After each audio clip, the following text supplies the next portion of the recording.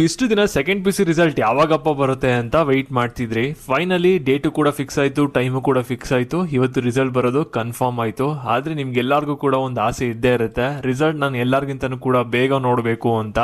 ಹಾಗಿದ್ರೆ ಈ ಒಂದು ವಿಡಿಯೋ ನಿಮ್ಗಾಗೇನೆ. ವಿಡಿಯೋನ ಕಂಪ್ಲೀಟ್ ಆಗಿ ನೋಡಿ. ಈ ಒಂದು ವಿಡಿಯೋದಲ್ಲಿ ಕೆಲವು ಟ್ರಿಕ್ಸ್ಗಳನ್ನ ಹೇಳ್ಕೊಡ್ತೀನಿ. ಆ ಒಂದು ಮೆಥಡ್ನ ಫಾಲೋ ಮಾಡಿದ್ರೆ ರಿಸಲ್ಟ್ ನೀವು ಎಲ್ಲರಿಗಿಂತನೂ ಕೂಡ ಬೇಗ ನೋಡ್ಬೋದಾಗಿರುತ್ತೆ. ಅದು ಯಾವ ರೀತಿ ನೋಡೋದೆಲ್ಲನೂ ಕೂಡ ನೋಡೋಣ.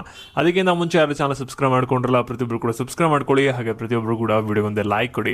ಯಾವ್ದಾರ ಒಂದು ಬ್ರೌಸರ್ನ ಓಪನ್ ಮಾಡ್ಕೊಳ್ಳಿ. ನಾನು ಹೇಳುವಂಥ ಮೆಥಡ್ನ ಫಾಲೋ ಮಾಡಿ ನಂತರ ನಿಮ್ಮ ರಿಸಲ್ಟ್ನ ನೀವು ಈಸಿಯಾಗಿ ನೋಡ್ಕೋಬಹುದು. ಗೂಗಲ್ ಅಥವಾ ಕ್ರೋಮ್ಗೆ ಹೋಗಿ ಇಲ್ಲಿ ಎಕ್ಸಾಮ್ ಸರ್ಕಾರಿ ರಿಸಲ್ಟ್ ಇನ್ಫೋ ಅಂತ ಸರ್ಚ್ ಮಾಡಿ. ಫಸ್ಟು ವೆಬ್ಸೈಟ್ ನಿಮಗೆ ಈ ರೀತಿ ಬರುತ್ತೆ. ಸ್ಪೆಲ್ಲಿಂಗ್ ಎಲ್ಲ ಕೂಡ ಕರೆಕ್ಟ್ ಆಗಿದೆಯಾ ಅನ್ನೋ ಒಂದ್ಸಲಿ ನೋಡ್ಕೊಳ್ಳಿ. ಈ ಒಂದು ಲಿಂಕ್ ಮೇಲೆ ಕ್ಲಿಕ್ ಮಾಡಿದ ತಕ್ಷಣ ವೆಬ್ಸೈಟ್ ಈ ರೀತಿ ಓಪನ್ ಆಗುತ್ತೆ. ಇಲ್ಲಿ ನಿಮ್ಗೊಂದು ಆಪ್ಷನ್ ಕೊಟ್ಟಿರ್ತಾರೆ ಬೋರ್ಡ್ ರಿಸಲ್ಟ್ಸಲ್ಲಿ. ಇಲ್ಲಿ Karnataka second P U C result ಅಂತ ಈ ಒಂದು ಲಿಂಕ್ ಮೇಲೆ ಕ್ಲಿಕ್ ಮಾಡಾದ್ಮೇಲೆ ಪೇಜ್ ಈ ರೀತಿ ಬರುತ್ತೆ. ಇಲ್ಲಿ ನಿಮಗೆ 2 ಲಿಂಕ್ಗಳನ್ನ ಕೊಟ್ಟಿರ್ತಾರೆ, ಸರ್ವರ್ 1 ಮತ್ತು ಸರ್ವರ್ 2.